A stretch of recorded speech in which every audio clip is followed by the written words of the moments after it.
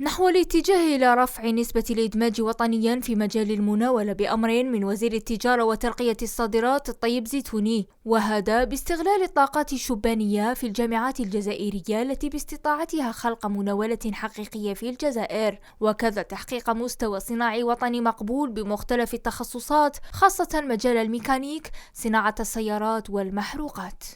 شفنا دي ستارت اب، شفنا دي جرون جروب، وشفنا العلاقه اللي ربطت بيناتهم باش على الاقل نمشي الى هذا الهدف المنشود.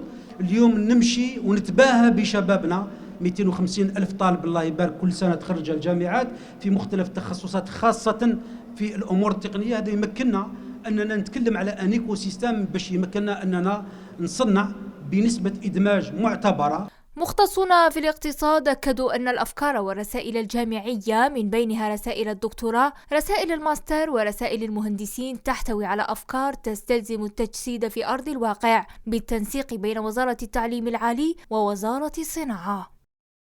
الرسائل الجامعية، رسائل الدكتوراه، رسائل يعني المهندسين، رسائل الماستر، هذه كلها فيها أفكار. والله الكثير اللي اطلع على هذه الرسائل يقول بأنه كيفاش عندنا هذه الأفكار عند الشباب وما قدرنا نديروا بها والو. أتمنى أنه تصريح الوزير ما يبقاش تصريح، نتمنى ننتقل إلى تجسيده في أرض الواقع بالتنسيق ما بين وزارة التعليم العالي ووزارة الصناعة. ومن جهتها الرابطة الوطنية للطلبة الجزائريين رحبت بهذه الخطوة التي ستعود بالإيجاب على الاقتصاد الوطني حسبهم.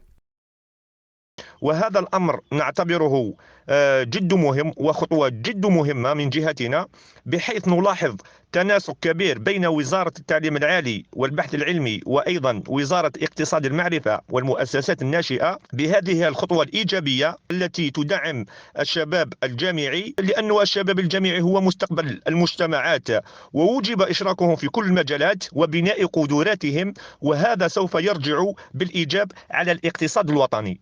ولأن الجزائر تمتلك كل الكفاءات والمؤهلات لتحقيق أهداف الإدماج بتطوير قطاع المناولة، تبقى خطوة الاعتماد على الكفاءات الجامعية قد تمكن بتحقيق العديد من الأهداف الاستراتيجية التي تخدم الاقتصاد الوطني.